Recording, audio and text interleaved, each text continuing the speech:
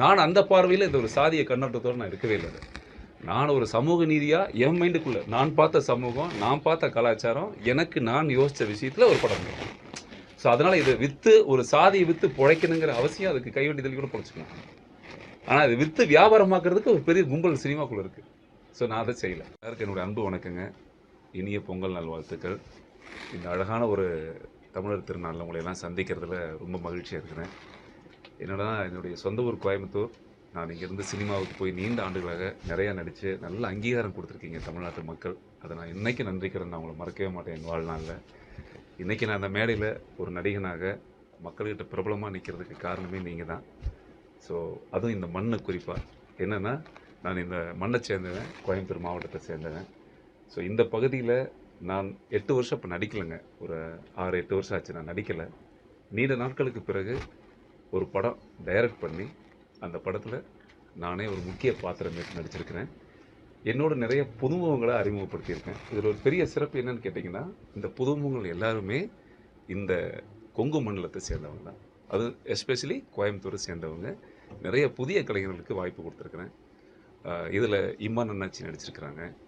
அப்புறம் என்னுடைய அன்பு சகோதரர்கள், அழகான தொழில்நுட்ப கலைஞர்கள் எனக்காக மிகப்பெரிய ஒத்துழைப்பு கொடுத்துருக்குறாங்க. இந்த படம் பெரிய பிரபல நட்சத்திரங்கள்லாம் இல்லாத ஒரு படம். ஏன்னா இன்றைக்கி இருக்கிற காலகட்டங்களில் உங்களுக்கு நல்லா தெரியும், ஒரு தமிழ் சினிமா எடுத்து அதை ரிலீஸ் பண்ணுறதே மாபெரும் கஷ்டமான விஷயம். இன்றைக்கி தியேட்டர் கிடைக்கிறதுலேருந்து சிறிய படங்களுக்கு யாரும் பெருசாக ஒரு அங்கீகாரமே கொடுக்கறதில்ல. அதனுடைய வருத்தம் ரொம்ப கஷ்டமாக இருக்குது.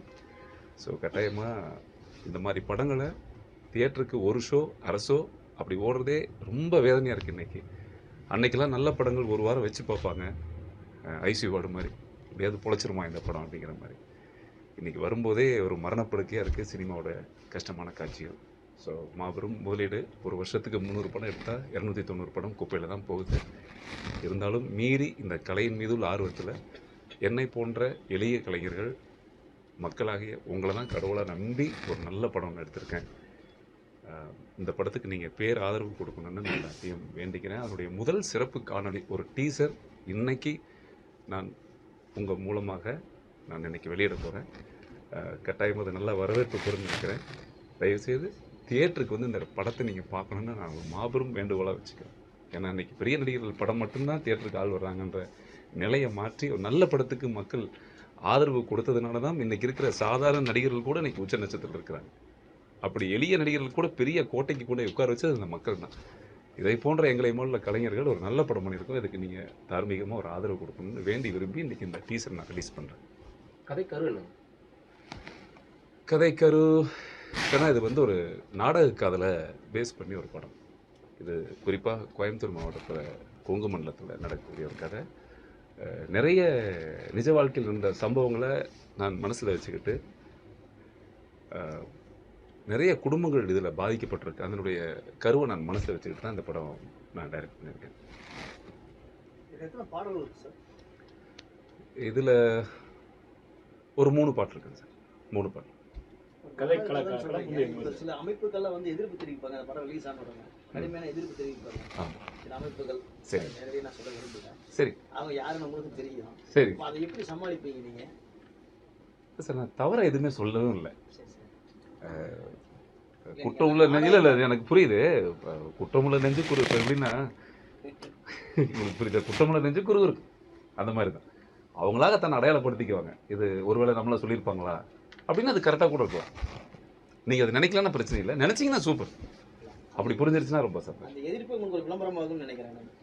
நான் அப்படி நினச்சி இந்த கதையை எடுக்கலைங்க. இந்த கதை நான் 20 வருஷமாக வச்சுருக்கேங்க. ஆக்சுவலாக 20 வருஷமாக அந்த கதையை தேக்கி வச்சுருந்தேன். இதை நான் ஒரு நாள் கதையாக எடுக்கவே இல்லை. மேபி இந்த சூழ்நிலை கொஞ்சம் தள்ளி தாமதமாக போயிடுச்சு. பட் இன்றைக்கி அது கட்டாயமாக உங்களுக்கு பிடிக்கும். இந்த படம் பாருங்கள், செமையாக இருக்கும். இந்த நாடக காதல்னு சொல்கிறது, அது நாடக காதல்னா என்ன? ஏன்னா அரசியல்வாதிகள் சிலர் வந்து அதை நாடக காதல்னு சொல்கிறாங்க. நீங்கள் வந்து நாடக காதல்ன்றது அதுக்கான அர்த்தம் என்ன? இல்லை, உங்களுக்கே தெரியுமா கண்ணா? உங்களுக்கு குழந்தை இருக்கா? பாப்பா ஏதாவது இருக்குங்களா? கல்யாணம் ஆயிடுச்சுல்ல? ரைட், சிறப்பு. இல்லை, அருந்துக்கிட்ட குறிப்பாக கேட்க இல்லை, சாரி, பர்சனலாக நினச்சிக்காதீங்க, சும்மா சொல்லுங்கள். என்னென்னா இன்றைக்கி கண்ணா உங்களுக்கு நல்லா தெரியும், நம்ம ஊரில் அது மகனாக இருக்கட்டும் மகளாக இருக்கட்டும், ஒரு பெத்த அம்மா அப்பாவுடைய வாழ்க்கையே தன் பிள்ளைகளுக்கு பிறகு ஒரு வம்சம், ஒரு வாழ்க்கை, ஒரு கலாச்சாரம் ஒன்று இருக்குது. சரியா? எல்லாத்தினுடைய பெற்றவங்களுடைய கனவுகளே நாளைய தலைமுறைக்கான தேடுதல் தான் அவங்களுடைய வாழ்க்கை. அதுவும் குறிப்பாக சொல்லப்போனால் நம்ம வீட்டில் பெண் பிள்ளைங்களை நம்ம சாமியாக நினைக்கிற காலமெல்லாம் உண்டு இல்லையா? அதான உண்மை. ஸோ அப்படிப்பட்ட ஒரு முக்கியத்துவம் வாய்ந்த ஒரு பெண் பிள்ளையை நீங்கள் கேட்ட அந்த நாடக காதலுக்கு அர்த்தம் என்னென்னா, ஒரு காதலுக்கு எந்த பெற்றோரும் எதிரியே கிடையாதுங்க. காதலுக்கு எந்த பெற்றோரும் எதிரியே கிடையாது. தன் வாழ்க்கையில் தன் மகளோ மகனோ சரியான வாழ்க்கையை சரியான துணையை தேர்ந்தெடுத்தா எந்த அப்பா அம்மாவாக இருந்தாலும் ஒத்துக்குவாங்க. ஆனால் அவங்களுக்கு ஒரு அக்கறையின் கோபம் தான், தன் பிள்ளை எங்கேயாவது சீரழிஞ்சிடக்கூடாது, கெட்டு போயிடக்கூடாது அப்படின்னு. ஸோ பணத்துக்காகவும் வேறு வேறு விதத்துக்காகவும் ஒரு பெண்ணை அடைய நினச்சி வலுக்கட்டாயமாக டார்கெட்டு, அது உங்களுக்கு புரியும் நினைக்கிறேன் சரியா? அந்த டார்கெட்டில் பண்ணக்கூடியது தான் அந்த நாடக காதல். ஸோ அதை தான் நான் இந்த கதைகளை சொல்லியிருக்கிறேன். அது மிக ஆழமாக சொல்லியிருக்கேன். செகண்ட் ட்ரெய்லர்ல சரி. மூசிகா அப்படின்னு ஒரு கட்சி பேரை ஒருத்தர் குறிப்பிடுறாரு. அதே நபர் வந்து மாட்டுக்கறி அப்படின்ற வார்த்தையும் குறிப்பிடுறாரு. இது வந்து உணவு அடிப்படையிலான இந்த உணவு தின்பது தொடர்பான அடிப்படை படமா, இல்லைன்னா பன்றிகளையும் ட்ரெய்லர்ல காட்டப்பட்டிருக்கு. இல்ல அதே போல அந்த மாட்டுக்கறின்ற குறிப்பிட்ட மக்கள் தான் சாப்பிடுவாங்கன்னு எல்லாருக்குமே தெரியும். அப்படி மத ரீதியான படமா, இல்ல தாழ்த்தப்பட்ட உயர்த்தப்பட்ட மக்களுக்கான படமா, சம்பந்தப்பட்ட படமா? இப்போ மாட்டுக்கறி சாப்பிட்றவங்களுக்குலாம் அது கோபமாக இருக்குன்னு நினைக்கிறீங்களா, இல்லை பாராட்டுவாங்களான்னு? இல்லை, உங்களுடைய உணர்வு நான் புரிஞ்சுக்கிறது. சார், அவங்க இதுக்கு எதிர்ப்பு தெரிவிக்கலாம் இல்லைங்களா? இப்போ மாட்டுக்கறி சாப்பிட்றவங்க ஒரு குறிப்பிட்ட இருக்கும், அவங்க இதுக்கு எதிர்ப்பு தெரிவிக்கலாம் இல்லைங்களா? என்னென்ன இது எங்களை குறிப்பிட்டு இந்த மாதிரி பண்றாங்க இல்ல, அதுல வார்த்தைகள்லாம் வந்து பார்க்கும்போது வேற ஒரு ஒரு ஒரு ராங் தாட் வர்ற மாதிரி இருக்கு அந்த இதுல. புரியல நீங்கள் அதுதான் மேபி இந்த மாட்டுக்கறி சாப்பிட்றவங்களுக்கு இது ஒரு கோபமாக வந்தால் அதை நான் பாராட்டேன். இல்லை சார், ஏன்னா மாட்டுக்கறி சாப்பிட்றவங்கலாம் நான் வில்லனாக சித்தரிக்கணுங்கிறது நான் சொல்கிறது. இப்போ நான் மாட்டுக்கறி சாப்பிடாதேன் சரிங்களா சார், நான் ஒரு விவசாயி. நான் வந்து இன்றைக்கி கூட காலையில் மாட்டுக்கு சாமி கும்பிட்டுட்டு தான் மாட்டு பொங்கல் அன்றைக்கி இந்த டீச்சரை வெளியிடணும்னு வந்தேன். ஸோ நான் அதை கும்பிட்டுட்டு தான் வரேன். என்னுடைய விஷயம், நான் வந்து மாடை தெய்வமாக வணங்குறாங்க. இந்த மாட்டை சாப்பிட்றதுக்குன்னு ஒரு குரூப் இருக்குது. இப்போ ஃபார் எக்ஸாம்பிள் எடுத்துக்கிட்டிங்கன்னா, சினிமாவில் நீண்ட நாட்களாக ஒரு காட்சியை காட்டுவோம். ட்ரிங்க் பண்ணால் ஆல்கால் பண்ணால் ஒரு வில்லன் வரும்போதே தம் அடிச்சுட்டு வரணும், ஒரு வில்லன் வரும்போதே சரக்கு அடித்தா தான் ஒரு பெரிய வில்லன்ற ஒரு இது வந்து சினிமாவில் எக்ஸாகரேஷன், ஒரு விஷயத்த கற்பனையில் பெருசாக காட்டுறது. நான் இந்த விஷயத்தில் இதில் சினிமா வரக்கூடிய போலி வில்லனுகளையோ சினிமாவில் வரக்கூடிய ஒரு ஒரு மாயையான நடிகர்களையோ அதில் காட்டல. நான் ஒரு வாழ்க்கை நடந்தக்கூடிய நிறைய கலெக்ஷனுடைய தொகுப்பு நான் இந்த படமாக பண்ணியிருக்கேன். இதில் நிறைய நிஜ சம்பவங்கள் இருக்குது. ஸோ அதனால் இது நான் வந்து முழு காரணத்தையும் இந்த மாட்டுக்கறிக்கான விஷயத்தை சொல்லும் போதும் முழு காரணம் கதையும் நீங்கள் படமாக பார்த்தீங்கன்னா ரொம்ப சூப்பராக இருக்குன்னு நான் மனசில் சொல்கிறேன். ஏன்னா முழு திரைக்கதையும் நான் சொல்கிறதுக்கு மனசு தயங்குது. அவ்வளோ இன்னைக்கு மாட்டு பொங்கல் சார், தெய்வம் வழிபடக்கூடியது மாடுகளில் சொல்லப்படுது, பாரம்பரியமான வளர்ப்பு வேறு அது. ஆமாம், இன்னைக்கு நீங்கள் ட்ரெய்லர் வெளியிட்டிருக்கீங்க, அந்த வார்த்தையை வந்து குறிப்பிட்டிருக்கீங்க அந்த மாட்டுக்கு. ஐயோ இல்லைங்க, சரி பெண்களை வேற வந்து சம்மந்தப்படுத்தப்பட்டிருக்கு அந்த சொல்லுங்கள். பெண்கள்னா அந்த மாட்டுக்கறி சாப்பிட்டா ஒரு தடவை தான் அடுத்து ஒரு கதை தெரியும்னு சொல்லி வந்துட்டு கொச்சையான வார்த்தையாகும். சரி, இதை விட கேவலமாகலாம் சொல்லியிருக்கேன். நான் சொல்கிறது உங்களுக்கு புரியுதில்ல. நான் யாரையும் குறிப்பிட்டு பேர் சொல்ல விரும்பலை. நிறைய சமூக படங்கள்ன்ற பேரில் நிறைய அவலங்களை நீங்கள் பத்திரிக்கையாளர்கள் நீங்களும் பார்த்துருப்பீங்க. பச்சை பச்சையான வார்த்தைகள், கொடுமையான ஒரு சமுதாய பிரிவுள்ள படங்கள்லாம் நிறையா வந்திருக்கு. பட் நான் இதை சமுதாயத்தை பிரிக்கிறதுக்காக எந்த வார்த்தைகளையும் பயன்படுத்தலை. சமுதாயத்தை இணைக்கிற படமாக தான் இந்த படம் இருக்கும். ஸோ இதில் சில குறிப்பிட்ட நபர் தப்பு செய்கிறாருன்னா தப்பு செய்கிறத சுட்டி காட்ட நான் ஆழமாக சுட்டி காட்டியிருக்கிறேன். ஸோ அதுதான் சொன்னேனே, நான் பார்க்கக்கூடிய பார்வையை பொறுத்து இருக்கு. என் பார்வையில் நான் இது ஒரு போலியாக வச்சுட்டேன், சினிமாவாக பாருங்கள், சினிமா வேறு வாழ்க்கை வேறு, இது ரெண்டையும் எடுத்துக்காதீங்க, நான் அப்படிலாம் சொல்லி தப்பிக்க விரும்பலை. நான் சொன்னது போலியான மனிதர்கள், அது நிஜமாக தோல்விச்சு காட்டியிருக்கேன் இந்த படத்தில். அதனால் நீங்கள் படம் பார்த்தா சூப்பராக இருக்குன்னு நான் இப்போ சார்கிட்ட சொன்னேன். திரைப்படங்களில் கொச்சையான வார்த்தைகள் ஒரு சில இயக்குநர்கள்லாம் பயன்படுத்துகிறாங்க. அது என்ன எப்படி திரைப்படங்களில் கொச்சையான வார்த்தைகள்லாம் ஒரு சில இயக்குநர்கள்லாம் பயன்படுத்துகிறாங்க, அதை விட இதெல்லாம் கம்மியாக தான் இருக்குன்ற மாதிரி சொல்கிறீங்க? இல்லை, அது நீங்கள் படம் நிறையா பார்த்துருப்பீங்க கண்ணா. என்னென்னா சினிமாங்கிறது ஒரு சாதியை கூறு போட்டு வியாபாரம் பண்ணுறது கிடையாது. இப்போ நீங்கள் நான் சொல்கிறது இதெல்லாம் பண்ணால் இன்றைக்கி சினிமா ஓடும், இதெல்லாம் பண்ணால் சினிமா வரும்னு சொல்லி நான் இந்த சாதியை தாக்குறதோ இந்த சாதியை பிரிக்கிறதோ, டெம்டேஷன் இளைஞர்களை வந்து டெம்டேஷன் பண்ணுறதோ, நான் பேர் சொல்ல விரும்பல இயக்குநர்கள் பேரெல்லாம், அது உங்களுக்கே நல்லா தெரியும். ஸோ அந்த மாதிரியான படங்களுக்கு மத்தியில் நான் ஒரு நல்ல படம் எடுக்கணும்னு எடுத்துருக்கேன். நான் அது உங்களுக்கு பிடிக்கும் தான் கண்டிப்பாக. ஏன்னா கோயம்புத்தூர் நிறைய ஊர் இருக்குது, அதில் குறிப்பாக அந்த குழந்தை கேர் ஆஃப் கவுண்டம்பாளையம், சிங்காநல்லூர் இருக்குது, காந்திபுரம் இருக்குது, நிறைய ஊர் இருக்குது. அந்த ஊரெல்லாம் விட்டு கவுண்டம்பாளையத்தை தேர்ந்தெடுத்துருக்கு. சரி, நான் பசுபதி ராசுகாபாளையம்னு ஒரு படம் பண்ணேன். இந்த கேள்வி நீங்கள் கேட்கவே இல்லையே, ஏன் ராசுகாபாளையம் பண்ணீங்க? கவுண்டம்பாளையம் அருண் வீடு சார். கவுண்டமலை ஒரு வீடா? அதாவதுங்க நான் ஒன்று சொல்லிடுறேன் கேளுங்க. முதல் வந்து இருக்கிற சட்டமன்ற தொகுதிகளில் கவுண்டம்பாளையங்கிறது ஒரு சட்டமன்ற தொகுதி. அது அரசாங்கமே அங்கீகரிக்கப்பட்டது. ஏதோ நான் கவுண்டம்பாளையம்னு வச்சதுனால நீங்கள் என்ன ஒரு சின்ன வட்டத்துக்குள்ள கொண்டு போய் சேர்த்திடுறீங்க.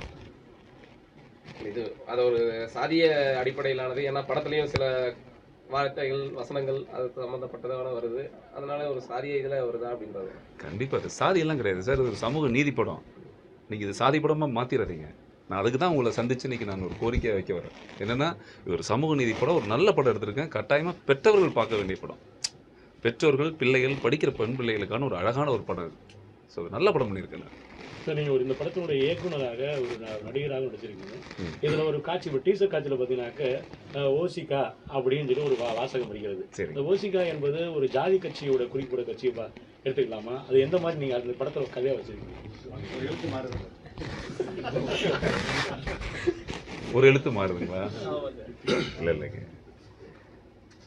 உங்களுக்கு தவறாப்படுதுங்களா? இல்லை இல்லை, அது தவறாப்படுது. இந்த சமூகத்தில் அதனால ஒரு பெரிய தாக்கம் ஏற்படுமா அந்த படத்துக்கு? இல்லை இது ஒரு பிரச்சனை வருமா அப்படின்ற ஒரு கேள்வியாக வைக்கிறாங்க சார். நான் சொல்கிறதுக்கு என்ன இருக்குங்க. ஆக்சுவலாக இந்த படத்துக்கு நிறைய பேர் வச்சோம், சரிங்களா? ஒரு பேர் வச்சோம். ஏமாக்கான்னு வச்சேன் ஃபஸ்ட்டு. இப்படி வச்சா அது ஒரு கட்சி இருக்குது, இப்படி எல்லா கட்சி இருக்குது. அதுக்கு ஒரு நிறம் வச்சா எல்லாருக்கும் கிட்டத்தட்ட ரெஜிஸ்டர் பண்ணாத கட்சி இல்லை, ரெஜிஸ்டர் பண்ணாத கலர் கொடியும் இல்லை. ஊர் முழுக்க பல கட்சி பல கொடி இருக்குது. அப்புறம் நாங்கள் நிறைய நீண்ட இடைவெளிக்கு பிறகு நாங்கள் இந்த கேரக்டரு, கதையில் இருக்கக்கூடிய கேரக்டருங்க எப்படி சொல்கிறது, அந்த ஓசிக்கான்னு நீங்கள் புரிஞ்சுருப்பீங்க. ஓசிலேயே வாழ்கிற தன்மை இல்லை, உங்களுக்கு புரியுது இல்லையா? அது இந்த கேரக்டர் நீங்கள் பார்த்துருந்தீங்கன்னா அது தெரியும். அது உங்களுக்கு அப்படிப்பட்டது. அது நான் அந்த எண்ணத்தில் நான் வைக்கல. பட் இது நீங்கள் இது ஓசிக்காங்கிறது ஓசி அதான் அர்த்தம். அதுதான் ஓசி சோறு. ஓசி சோறு சாப்பிட்டு வளர்க்குற கட்சி அப்படின்னு சொல்லாமல். ஆமாங்க, ஆமாம் சார்.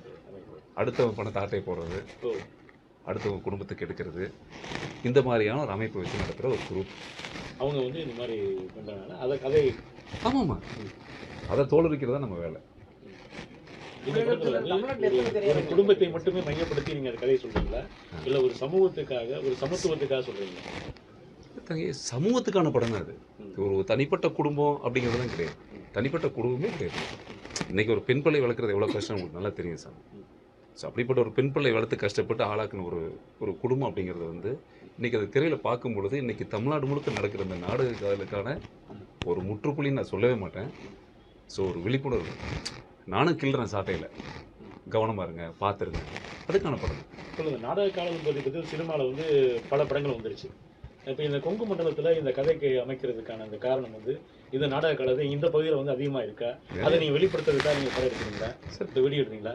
நிறைய இருக்குது சாமி, நிறைய இருக்குது. எத்தனை பெற்றோர்கள், என்னுடைய பர்சனலாகவே என் சொந்த பந்தம் இந்த மண்ணில் இருக்கிற எத்தனை பேர்த்த நான் சந்திச்சிருக்கேன், எவ்வளோ இடத்துல நான் பயணம் பண்ணியிருக்கேன். நம்ம ஒரு ஒத்த வரியில் அந்த நாடக காதலை பற்றி விளையாட்டாக பேசிட்டு போயிடும். என்னங்க இன்றைக்கி காதல் பண்ண என்ன பெரிய விஷயமா? இன்றைக்கி என்ன 2 பேர் சேர்ந்துட்டாங்க போயிட்டாங்கன்னு சொல்கிறோம். ஆனால் ஒரு பேரண்ட்டாக அதனுடைய வழி என்னங்கிறது அது கடக்கிறவங்களுக்கு தான் தெரியும். அது நான் இப்போ கொண்டாத்துக்கு முன்னாடி சொன்ன மாதிரி தான். எந்த காதலுக்குமே பேரண்ட் எதிரியானவங்க கண்மூடித்தனமாக எதிர்ப்பாங்கலாம் சொல்ல முடியாது. தன் மகனோ சரியான வாழ்க்கையை தேர்ந்தெடுத்தா அது முழு ஆதரவும் அவங்க ஆசீர்வாதம் என்னைக்கு அவங்களுக்கு இருக்கு இல்லையா? ஸோ அந்த வழி தவறுற பருவம், அந்த பருவத்தை பொருளாதாரமாக மாற்றக்கூடிய ஒரு கும்பல். இதுக்கு 2க்கு நடுவில் தான் அந்த நாடக காதல் மாட்டிருக்கு. இப்போ நாடக காதல் பொய்யானது. அது இந்த காதலன்ற அடிப்படையில் வச்சு பணம் பறிக்கும் தொழில் செய்கிறாங்க, அதை தவிர்க்கணும் அப்படின்றது தான் நீங்கள் அதை மையத்தில். கண்டிப்பாக சார், தமிழகத்தில் இப்போ நாடகம் அதிகமாக இருக்குது அப்படின்னு நினைக்கிறீங்களா? அரசாங்கம் தடுத்து நிறுத்த முயற்சி பண்ணின்னு சொல்றீங்களா? காதல் திருமணத்துக்கு அரசே இடம் கொடுக்குது இல்லையா? இன்னைக்கு ஆஃபீஸ் போனீங்கன்னா நீங்கள் ரெஜிஸ்டர் பண்ணிட்டோம்னாலே வேலை முடிஞ்சது.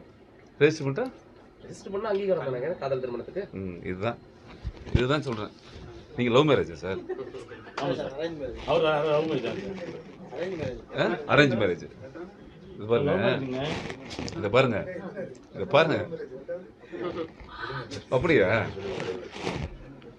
அதாவது எதுக்கு நீங்கள் சொல்கிறது புரியுது சாமி. இன்றைக்கி நீங்கள் ரெஜிஸ்டர் ஆஃபீஸில் ஒரு குழந்தைய பொம்பளை பிள்ளைய ஸ்கூலுக்கு சேர்த்துறதுன்னா அப்பா அம்மா கையெழுத்து. உண்மையா? ஒரு ஆதார் கார்டு வாங்குறதுக்கு அப்பா அம்மா கையெழுத்து வேணும், ரேஷன் கார்டு போடுறதுக்கு அப்பா அம்மா கையெழுத்து வேணும், காலேஜில் போகிறதுக்கு அப்பா அம்மா கையெழுத்து வேணும், பேங்க் அக்கௌண்ட் ஓப்பன் பண்ணுறதுக்கு அப்பா அம்மா கையெழுத்து வேணும். அப்பா அம்மா சேர்த்து கஷ்டப்பட்டு சம்பாதிச்ச சொத்தை விற்கணுன்னாவும் வாங்கணுன்னாவும் அந்த உரிமையை கொண்டாடுறதுக்கு அவங்களுடைய கையெழுத்து வேணும். ஸோ வாழ்க்கையை அம்மா அப்பா அதுதான் வாழ்க்கையினுடைய ஒரு நிலை. கடவுள் தெய்வம்னு நம்ம நினைக்கிறோம். அப்படிப்பட்ட பொறுப்பாக இருக்கக்கூடிய ஒரு அம்மா அப்பா தன்னுடைய வாழ்க்கையில் லட்சியமாக தன் வாழ்க்கையை மையமாக தன் உசிரையே குழந்தையாக நினச்சி வளர்க்கும்போது அந்த பெண் பிள்ளைய பெற்றவங்களை தவிர கண்டவனாவது 2 பேர் வந்து கையெழுத்து போட்டால் போதுன்னு அங்கீகாரம் கொடுக்குற அந்த அமைப்பு இருக்கு இல்லையா, அந்த சட்டம் இருக்கு இல்லையா, அது வந்து கட்டாயமாக ஒரு பெற்றவங்களை காயப்படுத்தி அவங்கள கண்ணீர் வடிச்சுக்கிட்ட எந்த சட்டமும் அது சரியாகல. சார் இந்த படத்தை சென்னையில வெளியிடாம கோயம்புத்தூர்ல வெளியிடுறீங்க. ஏன்னா சமீப காலமா வந்து நிறைய படங்கள் இப்ப ட்ரெயிலர் ரிலீஸ் பண்றது எல்லாமே கோவை நோக்கி நகர்ந்துக்கிட்டு இருக்கு சார். இதுக்கான கோவைக்கு வந்து திரைப்படம் முக்கிய ஒரு பங்காற்றுமா சார்? சார் கோயம்புத்தூர் தான் சார் சினிமாவுடைய ஆணித்தரம். முதல் பச்சராஜா ஸ்டுடியோ ஆரம்பிச்சு நம்ம பெருமை வாய்ந்த ஊர் சார். அது எத்தனை ஸ்டுடியோ இருக்குன்னா தினமும் வரும்போது பார்ப்பேன். இங்கே எம்ஜிஆர், சிவாஜி சார், கலைஞர் சார் வந்து இங்கே வராத ஆட்கள் யாருமே கிடையாது. தியாகராஜ பவர்கள் ஆரம்பித்து எவ்வளோ இங்கே ஒரு பெரிய ஒரு விஷயம் சார். கோவை அற்புதமான ஒரு பூமி, கனிம வளங்கள் நிறைந்த பூமி, எவ்வளோ மேற்கு தொடர்ச்சி மலை, அழகான ஒரு ஏரியா. எத்தனை படம் இங்கே ஷூட்டிங் நடக்குது தெரியுங்களா? பொள்ளாச்சி, உடுமல்பேட்டை, நம்ம ஊர் ஊட்டி கீட்டி, இது தவிர ஆதாரமாக எதுவும் கிடையாது. இதில் இன்னொரு சிறப்பு என்னென்னா, நான் இந்த மண்ணை சேர்ந்தவன். இங்கேருந்து நான் சினிமாவுக்கு போனேன். நான் ஒரு படம் எடுத்தேன், இந்த பகுதி மண்ணை சார்ந்த படம் எடுத்தேன். அந்த மண்ணை சார்ந்த கலைஞர்களை நான் அறிமுகப்படுத்தியிருக்கேன்.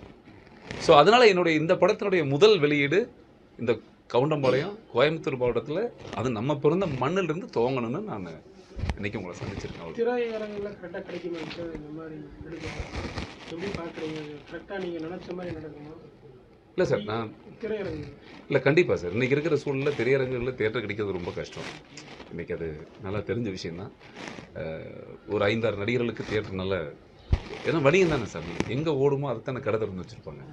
ஓடாத கடைக்கு யாரும் வரமாட்டாங்க. ஆனால் ஒரு விஷயம் என்னென்னா, இந்த ஓடாத கடைன்னு சொல்கிற இந்த நடிகர்கள் கூட ஒரு காலத்தில் ஓடாத கடையாக தான் இருந்தாங்க. இவங்களாம் யாரோ ஒரு குப்புசாமியோ, ராமசாமியோ, பழனிசாமியோ தான் ரிஸ்க் எடுத்து வீட்டை விட்டு படம் எடுத்துருப்பாங்க. சின்ன தயாரிப்பாளர்கள், அந்த சாதாரண புதுமுகங்களாக இருந்தவங்க தான் இன்றைக்கி உச்ச நட்சத்திரமாக இருக்காங்க. ஸோ அதை போல் என்னை போன்ற, எங்களை போன்ற போராடி கொண்டிருக்கிற கலைஞர்கள் பல லட்சம் பேர் இன்னும் சினிமாவில் கிடைக்கிறாங்க. ஸோ அதுக்கு தமிழ் திரைப்பட சங்கமும், விநியோகஸ்தர்கள் சங்கமும், தியேட்டர்கள் சங்கமும் நான் ஒரு கோரிக்கையாக கூட வைக்கிறேன். ஏன்னா உண்மையாகவுமே ஒரு ஷோ கூட ஓடுறதில்ல. ஒரு பொருள் நல்லா இருக்குதுங்கிறது நீங்கள் ரிலீஸ் பண்ணதுக்கு அப்புறம் தான் தெரியும் இந்த படம் நல்லா இருக்கா நல்லா இல்லையா. நீங்கள் என் படத்தையே பார்க்காம தியேட்டரில் ஆன்லைனில் ஒரு 10 டிக்கெட் புக் ஆகல சார், ஷோ கேன்சல் எடுத்தோன்னே சொல்கிறது இருக்குல்ல, அது வந்து அது ரொம்ப, ஏன்னா ஒரு தயாரிப்பாளர் இது சினிமா அப்படிங்கிறது ஒரு மாபெரும் முதலீடு சார். இது நிரந்தர வருமானம் கிடையாது. அவன் எப்படியாவது படம் நல்லா வரணும்னு சாமி மட்டும் படம் எடுக்கிறான். அப்படிப்பட்ட படத்தை அவன் போராடி எடுக்கிறான். அவன் போராடி எடுக்கிற ஒரு படத்துக்கு நீங்கள் ஒரு 2 நாளோ 3 நாள் கூட அவகாசம் கொடுத்து யாராவது வருவாங்களான்ற, நீங்களும் இந்த போராட்டத்தில் உங்களுக்கு உடையும் உசிரையும் உடம்பையும் கொடுக்க வேணாம். ஒரு அட்லீஸ்ட் ஒரு சுண்டு விரல் கொடுத்து ஒரு நாளாவது தியேட்டரில் வச்சு பார்க்கணும். இது வந்து என்னை போல் சின்ன கலைஞர்கள், எவ்வளோ ப்ரொடியூசர்ஸ் எல்லாருமே ஒரு மாபெரும் அவங்க சார்பில் நான் ஒரு கோரிக்கையாகவே சொல்கிறேன். ஏன்னா அதனால தான் இந்த இண்டஸ்ட்ரி இப்படி இருக்குது சார். இது ஆக்சுவலி February 14th பிளான் பண்ணுறேன் சார். சார் கேட்ட மாதிரி உங்களுக்கு தியேட்டர்லாம் கிடைக்குமான்னு கேட்டார் சார். பட்ஜெட் சார் ஒரு 80 கோடி பிளான் பண்ண தலைவர் ஒரு படம் பண்ணணுன்னு, ஒரு மாபெரும் படம் பண்ணணுன்னு ஆசைப்பட்டேன். ஆமாம், ஒரு வரலாற்று படம் ஒன்று பண்ணணுன்னு ஆசைப்பட்டேன். அது என்னுடைய கனவாகவே இருக்குது. இந்த படத்தில் பட்ஜெட்டே எங்களுடைய உழைப்பு தான். என்னுடைய உழைப்பு தான். என்னை போல எனக்கு பின்னாடி என்னோடு பயணித்த அத்தனை கலைஞருடைய மாபெரும் உழைப்பு இந்த படத்தில் அடிக்கிறது. என்னுடைய உழைப்பே இந்த படத்துடைய மூலதனம். இந்த படத்துக்கு 7 ஆண்டுகளுக்கு பிறகு படத்துக்கு எதிர்ப்பு வந்தால் எப்படி நீங்க சமாளிப்பீங்க? ஒரு அரசே அந்த படத்தை வந்து தடை விதிக்கணும்னு நினைச்சேன். அது அந்த மாதிரி சூழல்ல உங்களுடைய இந்த படத்துக்கு எந்த மாதிரி நீங்க அதாவது எப்படின்னா புதிய போராட்டம் சமூகத்தில் நடக்காத எந்த விஷயத்தையும் நான் சொல்லிடவும் இல்லை, நடக்காத ஒரு புதிய விஷயத்தை நான் கால் உணவும் இல்லை. நடக்கிற அவர்களை சுட்டி காட்டியிருக்கேன். இதுக்கு எதிர்ப்பு வரும் அப்படிங்கிறத நான் எதிர்பார்க்கவும் இல்லை. அது எதிர்ப்பு வந்து அதை பற்றி நான் கவலைப்பட போகிறது இல்லை. 7 ஆண்டுகளுக்கு பிறகு இந்த படம் வருது இல்லையா சார்? தொடர்ந்து வந்து ஜாதியை அடிப்படையாக கொண்டு ஒரு சர்ச்சையை தமிழ் திரையுலகம் தொடர்ந்து ஏற்படுத்திட்டு இருக்கு. நிறைய படங்கள் இப்ப ரீசெண்டா ஒரு 1 year 1.5 yearsக்கு மேல வந்துட்டு இருக்கு. சோ இது வந்து தேவையில்லாத சர்ச்சையை தான் ஏற்படுத்துது. சோ இதை அவாய்ட் பண்றதுக்கு என்ன பண்ணலாம்? இப்போ நீங்க எடுக்கிறதே வந்து ஒரு சில வார்த்தைகள் அதுல இருக்கும்போது அது ஒரு சர்ச்சையை ஏற்படுத்தலாம். அது சோ இந்த மாதிரி ஜாதி ரீதியான, அதாவது பப்ளிக் அந்த மாதிரி இல்ல, ஜாதி மதம் அந்த மாதிரி எல்லாமே அவங்க எல்லாம் அதை விட்டு அப்பாற்பட்டு அதுக்கு மேல போயிட்டு இருக்காங்க. ஆனா திரையுலகம் தொடர்ந்து ஜாதியையும் மதத்தையும் வலியுறுத்திக்கிட்டே இருக்கு. இதை அவாய்ட் பண்றதுக்கு என்ன பண்ணணும் சார்? இதை அவாய்ட் பண்ணுறதுக்கு இது எப்படின்னா, இதோ தெரியாமல் நடந்துருச்சுன்னு சொல்லிட முடியாது. தெரியாமல் வண்டி மோதிட்டேன், நான் தெரியாமல் ஒரு காட்சி வச்சுட்டேன், இது தெரியாமல் நடந்துச்சு அப்படிங்கிறதெல்லாம் கிடையாது. இது எல்லாருமே தெரிந்து எடுக்கப்பட்ட படம் தான். மதத்தினுடைய பிளவும் சாதிய பிளவுகளும் திட்டமிட்டு செய்யக்கூடிய ஒரு சதி. இது மக்களை பிளவுபடுத்துறதுங்கிறது ஒரு திட்டமிட்ட செயல் தான். சரிங்களா? இப்போ நான் இந்த மாதிரி ஒரு படம் எடுக்கிறேன். இப்போ என்னை பார்த்து நீங்கள் சொன்னக்கூடிய வேற ஆட்கள் இப்போ என்னை பார்த்து அவங்க சொல்கிற ஒரு சிம்பிள் காம்ப்ளிமெண்ட் என்ன தெரியுங்களா? சாதி படம் எடுத்திருக்கான், நீ ஒரு சாதி படம் எடுத்திருக்க. ஸோ அந்த டிச்சுக்குள்ளே இப்போ நானும் வந்துடுவேன். இப்போ நான் எவ்வளோ முயற்சி எடுத்தாலும், என்னுடைய 30 ஆண்டு காலம் நான் 100 படம் நடிச்சிருக்கேன், எத்தனையோ படங்கள் கடந்து வந்தாலும் எனக்கு நல்லா தெரியும் அந்த டிச்சுக்குள்ளே நானும் இறங்கிடுவேன். என்னை இறக்கிடுவாங்க. இறக்குனா தான் அது சரி வரும் அவங்களுடைய பார்வையில். அப்போது நான் அந்த பார்வையில் இந்த ஒரு சாதிய கண்ணோட்டத்தோடு நான் இருக்கவே இல்லை. நான் ஒரு சமூக நீதியாக என் மைண்டுக்குள்ளே நான் பார்த்த சமூகம், நான் பார்த்த கலாச்சாரம், எனக்கு நான் யோசித்த விஷயத்தில் ஒரு படம். ஸோ அதனால் இதை விற்று ஒரு சாதியை விற்று பிழைக்கணுங்கிற அவசியம் அதுக்கு கைவண்டிதல் கூட பிழைச்சிக்கலாம். ஆனால் அது விற்று வியாபாரமாக்குறதுக்கு ஒரு பெரிய கும்பல் சினிமாக்குள்ளே இருக்குது. ஸோ நான் அதை செய்யலை. சாதியம் வச்சு படம் எடுக்கிறவங்கள ஒரு டிச்சுக்குள்ளே இறங்கிட்டேன் அப்படின்னு சொல்கிறது அந்த வார்த்தை எப்படி? ஆமாம், நீங்கள் அது இப்போ சாதிங்கிறது நீங்கள் சகதி தானே சாமி. சந்தனத்தில் ஒன்று இறங்கலையே. இப்போ நான் இப்போ இங்கே இத்தனை பேர் இருக்கோம், நான் என்ன சாதி, நீங்கள் என்ன சாதி, நீங்கள் என்ன சாதி நான் கேட்டு நான் சொல்லிட முடியாது. நான் சொல்ல உங்களுக்கு புரியுதில்ல. இப்போ நீங்கள் கேட்டீங்க கவுண்டம்பாளையம் அப்படின்னு ஒரு சைடில் கேட்டீங்க. சின்ன கவுண்டர் தமிழ்நாடு முழுக்க பார்க்கலையா? இப்போ கவுண்டம்பாளையத்துக்காக சொல்லிட்டு இருக்கேன் நான் உங்களுக்கு. இது மாதிரி ஒரு படங்கள் எல்லா ஊர்லேயும் பார்க்கலையா? அப்படியெல்லாம் ஒன்றுமே கிடையாது. சரி, நம்ம மனசு ஒரு சமூக, நான் ஒரு படம் எடுத்திருக்கேன்னா ஒரு சாரருக்கு ஒரு 10 பேர் இருந்தால் 2 பேர்த்துக்காக ஒரு படம் எடுக்க முடியாதுல்ல. எல்லாத்துக்கும் சேர்ந்து ஒரு படம் எடுத்திருக்கேன், அவ்வளோதான். இல்லை அன்னைக்கு அந்த சின்ன கவுண்டர் வரும்போதெல்லாம் இது மாதிரி ஒரு விமர்சனங்களோ சர்ச்சையோ இல்லை சார். அன்னைக்கு நிறைய அன்னைக்கு நிறைய யூடியூப், இன்னைக்கு செல்ஃபோன் வந்துருச்சு சாமி. இன்னைக்கு நிறைய யூடியூப்ஸ் கிடையாது, எந்த விஷயம் கிடையாது. இன்னைக்கு நீங்கள் திறந்தாவே பிரிவினை தானே, திறந்தாவே சண்டை தானே. காலையில் ப்ரூஸ்லி படம் மாற்ற மாதிரி உங்களை எங்கேஜாக வச்சுக்கிது, காலையிலேருந்து உங்கள் மனநிலையே மாற்றுது இல்லையா? ஸோ அதனால் அன்னைக்கு இருக்கிற காலகட்டங்களுடைய நிலை வேறு, இன்றைக்கி இருக்கிற காலகட்டங்களுடைய நிலை வேறு. ஸோ இன்றைக்கி இப்போ நான் இந்த ட்ரெய்லர் காட்டும்போதே உங்கள் மனசுக்குள்ள 1000 கேள்வி வந்தது இல்லை, சரியா? ஸோ அடுத்து சார், சில குறிப்பிட்ட இளைஞர் இயக்குநர்கள் குறிப்பிட்ட சாதிக்கு ஆதரவாக படம் எடுத்துட்டு இருக்காங்க. அது அதை வணிகமாக்குறாங்க, அந்த சாதியை வணிகமாக்குறாங்க. அதை எப்படி பார்க்குறீங்க? இல்லை சாமி, இப்போ எல்லா சாதிகளும் நிறைய இயக்குநர்கள், நீங்கள் சொன்னது கரெக்டு தான், இந்த இளைஞருடைய பாதையை திசை திருப்புறாங்க, அடுத்து வரக்கூடிய சந்ததியுடைய மனசை மாற்றுறாங்க. ஸோ அது நீங்கள் புரிஞ்சிக்க வேண்டிய விஷயம். ஆணுக்குமே கல்யாணம் பண்ணி, அது உங்களுக்கு புரியுது இல்லையா? நிறைய விஷயங்கள் நம்ம அசிங்கமாக இருக்குது. இதை கூட நம்ம வாயால் யார்கிட்டையும் நான் பதிவு பண்ணக்கூடாதுன்னு நினைக்கிறேன். இதை கூட நம்ம தெரிஞ்சவங்க இந்த கருத்தை கூட பார்த்துடக்கூடாது அப்படின்னு மனசுக்குள்ள நினைக்கிறேன். ஏன்னா அவங்களுடைய முற்றிலும் அவங்க சிந்தனை மாறுபட்டது. நான் வடக்கால போகிறேன்னா அவங்க வேறு திசையில் போயிட்டுருக்காங்க. ஸோ அது உலகம் போகிற போக்கில் நம்ம இயங்குறோம், அவங்க வேறு இயக்கத்தில் இயங்குறாங்க. அது பணம் பண்ணுறதுக்கான ஒரு யுக்தி தான் சார். நீங்கள் பணம் பண்ணணும், அப்புறம் ஒன்றா இருந்துட்டா இந்த சாதி சண்டை போட முடியாதுல்ல. நாங்கள் எல்லாருமே ஒன்றா இருக்கிறோம், அண்ணன் தம்பி மாதிரி இருக்கேன்னா எதுக்கு சண்டை வரப்போகுது இல்லையா? உங்களை பிரித்து வச்சு அடிக்கணும், பிரித்து நான் உங்களை துவைக்கணும். அதில் தான் காசு. வாழ்நாள் முழுக்க நீங்கள் இப்படி தான் இருக்கணும். அதான் வணிகமாக்குறாங்க, அவ்வளோதான். சார், இப்போ ஊரும் சேரியும் தனித்தனியாக தான் இருக்குது, அதை ஒன்று சேர்க்க முடியல. தொடர்ந்து ஒன்று சேர வரைக்கும் நான் இந்த மாதிரி படங்கள் தான் எடுப்பேன்னு சொல்லி குறிப்பிட்ட டைரக்டர் ஒரு பேட்டி கூட கொடுத்துருக்காரு. இல்லை பேர் சொல்லுங்கள் சார், டக்குன்னு பரவாயில்ல. ரஞ்சித் சொல்லியிருக்காரு சார், ஒரு காணொலியில் சொல்லியிருக்காரு. சரி, இப்போ இது தொடர்ந்து இந்த மாதிரியே வந்துட்டு இருக்கு. சரி சேரியும் ஊரும் தனித்தனியாக தான் இருக்குது. அது ஒன்று சேர்த்துறதுக்கு யாருக்கும் இது வரைக்கும் வரல. அது ஒன்று சேர்த்துற வரைக்கும் இந்த மாதிரி படங்கள் தான் வரும் அப்படிங்கிற மாதிரி தான் சொல்கிறாங்க. அதை எப்படி பார்க்குறீங்க சார்? சரி, யார் பண்ணியிருக்கா சார்? சார் என்கிட்ட தப்பாக நினச்சிக்காதீங்க சார். பொருளாதாரம் தான் சார் வாழ்க்கையை தீர்மானிக்குது. பொருளாதாரம் தான் தீர்மானிக்குது. நான் எத்தனையோ கலைஞர்கள் சினிமாவிலையும் பார்த்துருக்கேன், பொது வாழ்க்கையிலையும் பார்த்துருக்கேன், எங்கள் ஊர்லேயும் பார்த்துருக்கேன். நல்லா வசதியாக வாழ்ந்தவங்கள பார்த்தேன். எனக்கு வழி இல்லை, வீட்டை நடுத்தருவுக்கு வந்துட்டேன். திருப்பூரில் எவ்வளோ பேர் பின்னடை நிறுவனம் நடக்குது, கடலில் தாங்க முடியாமல் நல்ல வாழ்க்கையில் வாழ்ந்த பாதி பேர் ஒரு உடமையெல்லாம் இழந்து நடுத்தருவுக்கு வந்தவங்க இருக்காங்க. சென்னையில் மழை வெள்ளத்தில் பாதிக்கப்பட்டு, இப்போ தூத்துக்குடி திருநெல்வேலியில் பாருங்கள் எவ்வளோ நான் ஹெல்ப் பண்ணேன் என் ஃப்ரெண்ட்ஸுங்களுக்கு. அது சொல்லக்கூடாது, சொல்கிறேன். தன்னுடைய ஒர்க் ஷாப் போச்சு, வீடு போச்சு, எல்லாம் போச்சு. கடைசியில் வாழ்வாதாரம்ங்கிறது என்ன தெரியுங்களா? வசதி இல்லாதவனுக்கு நீங்கள் சேரின்னு வச்சுக்கூடாது. பொருளாதாரம் தான் உங்கள் வாழ்க்கையை தீர்மானிக்குது. காசு இருக்கிற, இப்போ எங்கிட்ட காசு இருக்குன்னு வச்சுங்களேன் சார், நான் எங்கள் அடையார் போட் கிளப்பில் கூட கோபாலத்தில் கூட ஒரு 10 கோடி ரூபாய்க்கு, ஒரு 50 கோடி ரூபாய்க்கு ஒரு வீடு வாங்கிடுவோம்ல. நான் இப்போ சேரியில் தான் இருக்குது அப்படிங்கிற மாதிரி சொல்கிறாரு அவர். அதுதான் இப்போ அதை தான் சொல்லிட்டு இருக்கேன். நீங்கள் திரும்ப அதை சொல்ல நான் அந்த படத்தில் சொன்ன கருத்து அதில் ஒன்று இருக்குது. இந்த சாதி, இந்த சேரி, இது எல்லாம் வந்து ஒரு ஆறி போன தழும்பு மாதிரி. அதை திரும்ப திரும்ப நீங்கள் வெட்டிக்கிட்டே இருந்தீங்கன்னா அது ஆறாது. அது ஆறக்கூடாதுங்கிறது தானே எல்லாத்துடைய நோக்கம்.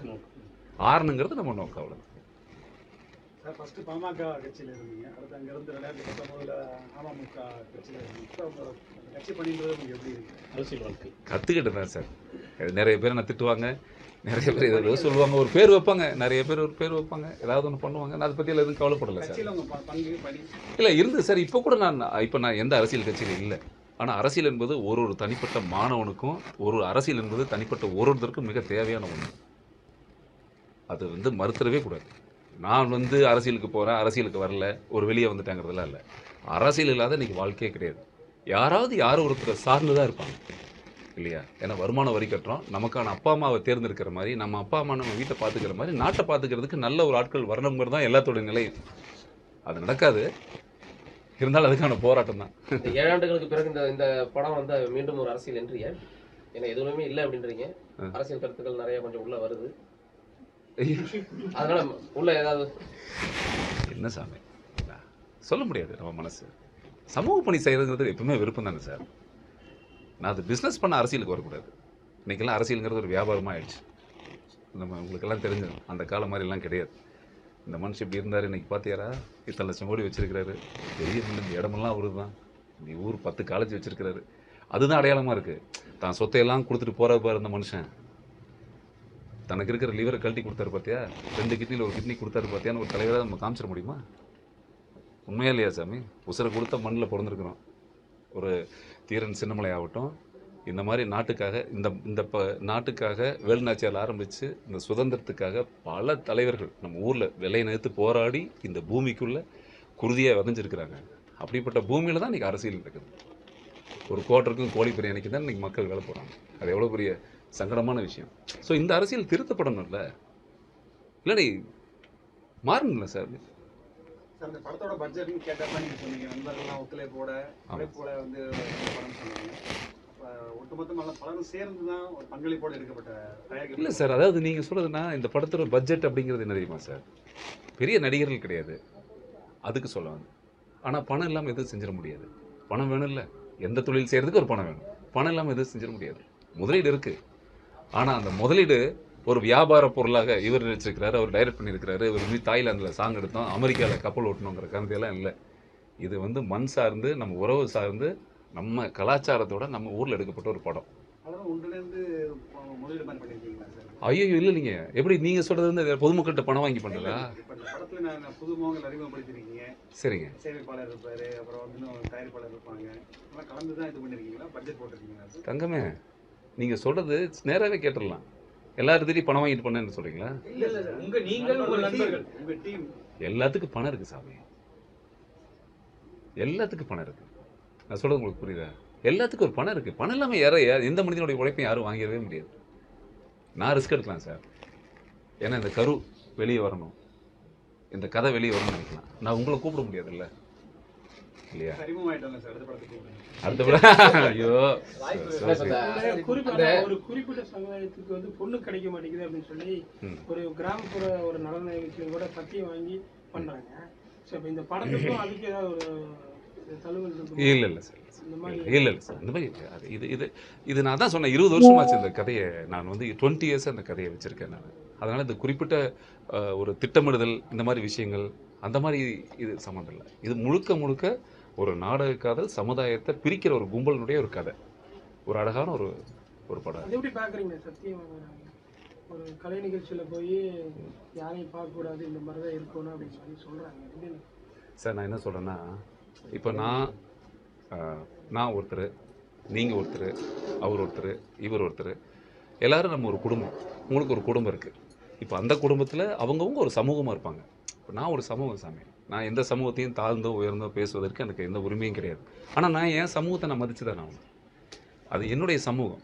அந்த சமூகம் என்பது அவன் தாய் மாதிரி, அவன் பெற்ற ஒரு தாய் மாதிரி. அவங்களுடைய உறவுகளுக்குள்ள தன் பிள்ளைகள் இப்படித்தான் நடக்கணும்னு அவங்க சத்தியம் வாங்குறதும், தன் பிள்ளைகள் இப்படி தான் போகணுன்றத உறுதிமொழி எடுக்கிறதும் அது அவங்களுடைய உரிமை. அதை நீங்கள் தவறாலாம் சொல்லிட முடியாதுல்ல. அது எப்படி தவறாக சொல்ல முடியும்? இளைஞர்களை சரியான நல்வழிப்படுத்துதலுக்கு 4 பெரியவங்க இருக்க தான் செய்வாங்க. அது ஒன்றும் இல்லை. இந்த கவனத்தை ஏன்டா குடிக்கிறீங்க எவனாவது கேட்டானா? ஏன்டா பொடிக்கட்டில் சீர் வைக்கிறீங்க கேட்டானா? ஆனால் இது ஒரு பெரிய வைரல் கான்செப்ட் ஆச்சு பாருங்க. நம்ம தீய பழக்க வழக்கங்கள் எவ்வளோ இருக்குது சமூகத்தில். ஊருக்கு சீட் அடிக்கிறாங்க இல்லையா? ஒத்துக்கிறீங்களா இல்லையா? பர்மிஷன் இல்லாமல் எவ்வளோ கொலை நடக்குது. அதனால் இதோடைய கான்செப்டே வேறு, இந்த விஷயம் வேறு. நான் அந்த நினச்சி பண்ணல சார். அதுக்கு எந்த தொடர்பு? இந்த படத்தை தொடர்ந்து ஒட்டுமொத்த சமூக நீதி பேசும் கட்சிகளுக்கு எதிராக மாறிடுவீங்கன்னு நினைக்கிறேன். ஏங்க சமூக நீதி பேசுகிற கட்சிக்கு எதிராக இப்படிங்க? நான் ஏன் சாமி, நான் ஒரு தனி மனிதன் சாமி. எனக்கு ஒரு தொண்டர்கள் கிடையாது, தலைவன் கிடையாது, எதுவும் கிடையாது. நான் ஒரு தனி மனிதன். என்னுடைய குரலை உங்கள் சார்பில் சரி, மக்களுடைய சார்பிலையும் சரி, என்னுடைய குரலை நான் பதிய வைக்கிறதுல என்னை யாரும் மறுக்க முடியாது. எனக்குன்னு இருக்கிற ஒரு கருத்து சுதந்திரம் இருக்குது. அந்த கருத்து சுதந்திரம் ஒரு சமூகத்தை பாதிச்சாவோ, அந்த கருத்து சுதந்திரம் இன்னொரு தனிப்பட்ட மனிதனை பாதிச்சாவோ நீங்கள் இந்த மாதிரி சம்பவங்கள் கேட்கலாம். ஸோ அந்த கருத்து சுதந்திரம் நான் சொல்கிற மாதிரி தான். நான் ஓட்டுற வண்டியில் நீயும் உட்காந்துட்டு இருக்கிற பார்த்துக்க, நீயும் நல்லா இருக்குன்னு தான் நான் பேசுகிறேன். கரெக்டாக? அதான் சார். பா ரஞ்சித்துக்கு எதிராக கோயிலிருந்து ஒரு ரஞ்சித் கிளம்பியிருக்காருன்னு போட்டுக்கலாம். அருமையாக இருக்க பேர். ஆடாடா சார், எப்படி என்னன்னா இது நான் யோசிக்கவே இல்லை எப்படியெல்லாம் ஒரு பேர் வரும்னு எனக்கு. அடையாளப்படுத்தி கேட்க தனியாக உங்களை அடையாளப்படுத்தி கேட்க ஏதாச்சும் வச்சுருக்கீங்கன்னா கோவை ரஞ்சித்னு ஏதாச்சும்? அண்ணா ஏதாவது ஒரு பேர் சொல்லுங்கண்ணா. இல்லை பரவாயில்ல, நீங்கள் சொல்லிட்டீங்க. இப்போ கொஞ்சம் குழப்பம் தான் அது. என் பேரை மாற்றிருங்க. இல்லை என் பேரை மாற்றிருங்க. ஐயோ ஆமாண்ணா, என் பேரை மாற்றிருங்கண்ணா. நீங்கள் பத்திரிக்கையாளர்கள்லாம் சேர்ந்து ரஞ்சித்துக்கு ஒரு பேர் வைத்தாருன்னு சொல்லுங்கண்ணா. இல்லை சீரியஸாகவே இல்லை, உண்மையாம உங்களுக்கு ஒரு கேள்வி தோணுது பார்த்தீங்களா? என்ன வேணுன்ட்டு நீங்கள் கேட்கல, உங்கள் சிந்தனைக்குள்ள ஓடுது இல்லை. எந்த ரஞ்சித்துன்னு தெரியலையா?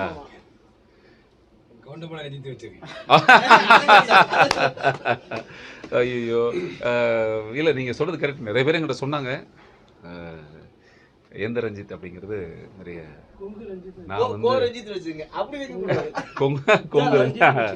சந்தோஷம். ஓ, இந்த மண்டலத்தை சேர்ந்ததுனால கொங்கு ரஞ்சித். அதோட பெருமையா இருக்கு. சந்தோஷம். இந்த ஹாப்பி ஸ்ட்ரீட்டுக்கு எதிராக ஒரு கருத்து சொல்லியிருந்தீங்க. ஆமா. இப்போ இந்த படத்துல நாடக காதலுக்கு எதிரான ஒரு கருத்து. இது வந்து அப்படியே இந்த மிஷன் தொடருமா, இல்லை இது சம்பந்தமான ஏதாவது இயக்கங்கள் ஏதாவது தொடங்குறதுக்கு ஏதாவது பிளான்ல இருக்கீங்களா? நம்ம 2 பேரும் சேர்ந்து ஆரம்பிச்சிருவோமா கட்சியை? தலைவா வாங்க புரட்சி பண்ணலாம். அசாம் மகந்தா மாணவர் புரட்சி ஏற்படுத்திய ஒரு காலத்தில் நல்லவங்கலாம் ஒன்றும் சேரலையா சார்? இந்த நாடு நல்லா இருக்குன்னா நீங்கள் ஆரம்பித்தா நான் உங்கள் கூட துணைக்கு வந்துடுவேன். ஏன் சார்? அதெல்லாம் ஒன்றும் இல்லை, பெரிய சந்தோஷம். எனக்கு அந்த திட்டமிடுதல் எதுவுமே கிடையாது சாமி. நான் ஒரு நல்ல சமூக அக்கறை உள்ளவன். மேபி நாளைக்கு கூட என்னுடைய பயணத்தில் நான் அடுத்த காலடி எடுத்து வைக்கிறதுக்கான எண்ணங்கள் எது, கடவுள் என்ன நினைக்கிறாருன்னா நமக்கு தெரியவே தெரியாது. ஸோ நான் எதையும் ஆரோக்கியமாக நல்ல மனசோட தான் ஒரு விஷயத்தை அணுகிறேன். அதனுடைய போக்கு பார்க்கலாம். உங்கள் ஆசீர்வாதம் ஏதாவது நடக்குதுன்னு பார்க்குறேன். இந்த 20 வருஷத்து மைண்டில் இருந்த அந்த கதை அப்படின்றீங்க. ஆமாம். அந்த 20 வருஷத்தில் அதில் இந்த இதில் இந்த மாற்றங்கள் எதுவுமே வரலையா தமிழ்நாட்டில்? அதிகமாகிட்டே இருக்குது. அதனால் என்னுடைய திரைக்கதை மாறிக்கிட்டே இருக்குது. நான் ஃபஸ்ட்டு ஒரு கதை வச்சுருந்தேன். நான் ஒரு புள்ளி வச்சேன், சரியா? அப்புறம் 2 புள்ளி ஆச்சு. அப்புறம் அடித்து வட்டம் போட்டேன் அதையே. அப்புறம் அதே புள்ளியில் 8 போட்டேன். அப்புறம் அதே புள்ளி மாறி மாறி மாறி மாறி இன்றைக்கி இப்படி பூதாகரமாக இருக்குது. நான் சொல்ல உங்களுக்கு புரியுதா சாமி? இன்றைக்கி சமூகத்தில் அவ்வளோ பிளவுகள் இருக்குது. இன்றைக்கி அவ்வளோ மாற்றங்கள் இருக்குது. அதனால் கதையினுடைய தன்மையும் வீரியமும் இன்னும் விரிஞ்சிருக்குதில்ல. அவ்வளவு உண்மைத்தன்மையில் இந்த கதை மாற்றங்கள், அது போக்கில் நதி நீர்நிலைகள் மாறுற மாதிரி அது தானாக மாறி இருக்கு. குறைச்சிக்கல நான் எதுவுமே. ஏன்னா சமூகம் குறையலை. சமூகம் போகிற போக்கில் நானும் வந்து இப்படி இருந்த கதை இப்படி ஆயிருக்கு, வலுவாயிருக்கு. அப்போ மக்கள் மத்தியில் பெரும் வரவேற்பு இருக்குன்றீங்க சார். பெரிய ஹிட் ஆகணும் சார். நல்ல படம், நல்ல படத்தை நம்ம மக்கள் ஓட வைப்பாங்கன்னு மாபெரும் நம்பிக்கையில் இருக்கேன். நான் ரொம்ப வருஷம் கழிச்சு பண்ணியிருக்கேன் சார். ஏன்னா கட்டாயமாக அது ஃபேமிலிஸ் கண்டிப்பாக தியேட்டருக்கு ஒரு ஃபேமிலி வந்து பார்ப்பாங்கன்னு நான் ஒரு பெருசாக நம்ம புரட்சி பண்ணுறோம், என்ன சொல்கிறீங்க, அதை பண்ணுறோம் இதை பண்ணுறோம், நான் அப்படியெல்லாம் ஒரு நல்ல படம் எடுக்கணும்னு எடுத்திருக்கேன் சார். இப்போ ஒரு படம் எடுத்துருக்கிறீங்க, இப்போ எப்படி இருந்தாலும் இதற்கான எதிர்ப்புகள் நிச்சயமாக வரும். அது என்ன ஒரு ஏதாவது வேண்டுகோள் ஏதாவது வச்சுருக்கீங்களே மற்றவங்க? இந்த மாதிரி எங்கள் படம் வருது, ரிலீஸ் படம் வருது, எப்படி தான் கண்டிப்பாக எதிர்ப்பு வரும். அந்த மாதிரி இருக்கவங்களுக்கு என்ன சொல்ல வரும்? படம் பாருங்கன்னு சொல்லுவேன். ஃபேமிலியோடு வந்து பாருங்கள். என்னை எதுக்கு கேட்ட வார்த்தையில் திட்டி கேவலமாக பேசுகிறதெல்லாம் விட்டுட்டு தயவுசெய்து ஃபேமிலியோடு வாங்க, ஃப்ரெண்ட்ஸ் எல்லாம் கூப்பிட்டு வாங்க. முடிஞ்ச இந்த டீசரை நீங்களும் உங்கள் வால் பக்கத்தில் வைங்க, எல்லாத்துக்கும் ஷேர் பண்ணுங்கள். நான் ரொம்ப பெரிய சந்தோஷப்படுவேன். தயவுசெய்து அதை செய்யுங்க. ஏன்னா இதை தவிர நம்ம கையில் எதுவும் இல்லை. மற்றபடி இந்த எதிர்ப்புகள் அப்படிங்கிறதுக்கு ஒன்றுமே கிடையாது. அதெல்லாம் நான் என்றைக்கும் பயந்தது கிடையாது. நான் இந்த அப்படிப்பட்ட ஆளும் கிடையாது. அதனால படம் வெற்றியடைய வாழ்த்துக்கள். சார் செமையாக இருக்கும் படம், செமையாக இருக்கும். படம் சூப்பராக இருக்கும். நீங்கள் ஒரு கேள்வி கேட்டீங்க, அந்த கேள்வி மைண்டில் ஓடுது, அதை நான் சொல்லிடுவேன் பதில். ஏன்னா ஃபஸ்ட்டு வந்தோன்னு ஒரு கேள்வி கேட்டார் இவர், அதுக்குள்ளே தலைவர் கை தூக்குறதுனால அங்கே வந்துட்டேன். திருப்பி அந்த கேள்வி வர கேட்டுருவேன், சொல்லிடுறேன் சார். இப்போ ஏதாவது சொல்ல வந்தீங்க? இல்லை ஃபஸ்ட்டு இவர் உள்ள என்ட்ரியாக உட்காரும் பொழுது இவர் கேட்டார், ரெஜிஸ்டர் ஆஃபீஸ் முடிச்சுன்னா அப்போ நீங்கள் புரட்சி காதலுக்கு எதிரானவரான்னு நீங்கள் கேட்டீங்களா இல்லையா? ஏன்னா அது ரொம்ப முக்கியமான பாயிண்ட். ஒருத்தருடைய மைண்டுக்குள்ளே ஒன்று இருக்கும். இப்போ நான் வந்து சொல்கிறேன், என்ன கேள்வி கேட்டிங்கன்னா சொல்லுங்கள். அதாவது அந்த ரெஜிஸ்டர் ஆஃபீஸில் போய் எல்லாம் ரெஜிஸ்டர் பண்ணால் கவர்மெண்ட்டே ஏற்றுக்குது, நீங்கள் வந்து இதை வந்து வேண்டாம் அப்படின்றீங்களே, இதை வந்து எப்படி அதுக்கான எதிராளியா அப்படின்னு கேட்குறாங்க. எப்படிங்க அவர் கேட்குறாரு, ஏன்னா ஒரு நீங்கள் வெளியே கேட்டது என்ன புரட்சி பண்ணீங்களான்னு நான் கேட்டார் இப்போ உள்ள என்ட்ரி ஆகும்போது. அப்போ அவருக்குரிய மனதில் நான் புரட்சி பண்ணுற மாதிரி தெரியுது. இது புரட்சின்னு நினைக்கிறீங்களா? ஏன் உங்களுக்கு புரட்சி செய்கிற மாதிரி இருந்தால் போய் தமிழ்நாட்டில் ஐ திங்க் 7-8 லட்சம் கோடி கடனாக இருக்குன்னு நினைக்கிறேன்.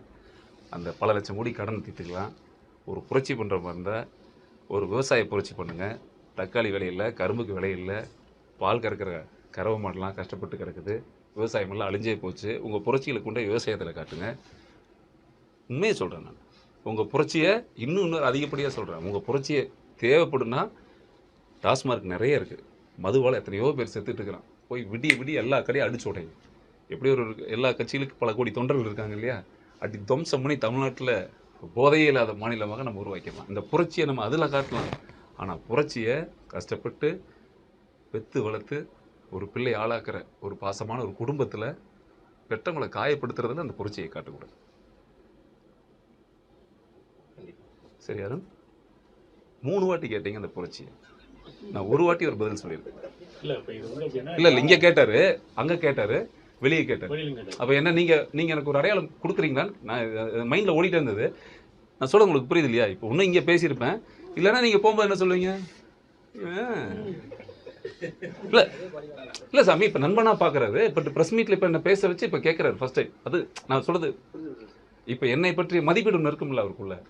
நான் எதுக்காக இந்த படம் எடுக்க வந்தேன், நான் எதுக்காக இந்த படத்தினுடைய நோக்கம் என்ன எடுத்திருக்கிறேன் அப்படிங்கிற உங்களுக்கு ஒரு மதிப்பீடு, ஒரு அளவுகோல் தெரியணும்ல. கண்டிப்பாக. ஸோ இதுதான் படம். ஆகவே தயவு செய்து இந்த மாதிரியான படங்களுக்கு நீங்கள் ஊக்குவிங்க, மிகப்பெரிய வெற்றி அடைய வைங்க. கட்டாயமாக வெற்றி விழாவில் நான் உங்களோட சந்திக்கணும். சரியா தங்கம்? ரொம்ப மகிழ்ச்சியாக தங்கம். வேறு எதுவும் நம்ம பேசுவதற்கு எது உண்டா சாமி? இல்லை, அந்த பா ரஞ்சித்துக்கு வந்து சார் இந்த தமிழக அரசு, தமிழ் மாநில அரசு வந்து பார்த்தீங்கன்னா ஆதரவு தருது. இந்த கொங்கு ரஞ்சித்துக்கு யார் ஆதரவு? பேர் வச்சுட்டார் sir, Kongu Ranjith sir. Sir ஒரு கிளாஸ் பண்ணுங்க தலைவர். என்ன சார் நல்ல ஒரு இது சார். அந்த பா ரஞ்சித்துக்கு மாநில அரசு ஆதரவு கொடுக்குது. உங்களுக்கு யார் ஆதரவு? எனக்கு மக்கள் தான் சார். நமக்கு என்ன சார் இருக்காங்க? நான் சாதாரண ஒரு ஆள் சார். நான் அந்த மாதிரி எனக்கு அதுதான் சார், வேற ஒன்றுமே இல்லை சாமி. நான் உண்மையை பேசுகிறேன், உண்மையை விதைக்கிறேன்.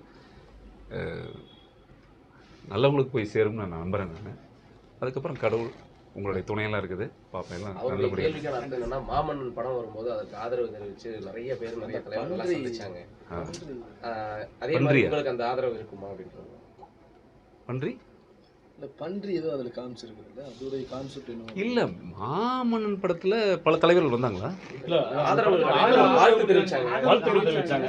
அரசியல் தலைவர்கள், சமுதாய தலைவர்கள் இவங்கெல்லாம் வந்து ஆதரவு தெரிவிச்சாங்க, வாழ்த்து தெரிவிச்சாங்க. அது போல வந்து உங்க இந்த கொங்கு ரஞ்சித் சாருக்கு சார் அதுக்கு வந்து ஒரு அரசியல் கட்சி தலைவர்கள்லாம் பெரிய வாழ்த்து சொல்லுவாங்கலாம், கரெக்டு. இது வந்து மக்கள் கொண்டாடுவாங்க. மக்கள் வாழ்த்து பயங்கரமா கொண்டாடுவாங்க மக்கள். ஒரு பேரண்ட்டும் கூட. இது அரசியல் தலைவர்களுக்கான படம் கிடையாது சாமி, இது சாதி படம் கிடையாது, இது ஒரு சமூக நீதி படம். நான் திரும்ப திரும்ப சொல்லிக்கிறேன், இது சாதி படம் கிடையாது, இது ஒரு சமூக நீதி படம். இந்த படத்தை மக்கள் கொண்டாடுவாங்க, குறிப்பா பெற்றோர்கள் கொண்டாடுவாங்க. சார், இன்னைக்கு பத்திரிகை ஊடகங்கள் அப்படின்னாலே பரபரப்பு, பதட்டம், ஆர்ப்பாட்டம், போராட்டம் அந்த மாதிரி வந்து செய்திகளுக்கு எல்லாம் எதிர்பார்ப்பாங்க. அந்த மாதிரி எதிர்பார்க்குறாங்க சார். இந்த முடியும் போது சரி, லவ் யூ தங்கம். நிறைய குறைகள் ஏதாவது இருந்தாலும் மன்னிச்சுக்கங்க, எல்லாம் உங்களுக்கு தெரியும். சரியா? அதனால love you so much Thangam. Thank you. ஆனால் நல்ல ஒரு பேர் வச்சுங்க சாமி. என் கூட இருக்கிற யாருக்காவது யோசனை வந்ததாப்பா? இல்லை இவ்வளோ நாள் என் கூட இருக்கிறீங்களே, ஏங்க நீங்கள் சீரியஸாவே? ஐயோ, அப்போ என்னுடைய பேர் இதுலேருந்து என்ன சொல்லிடுவா?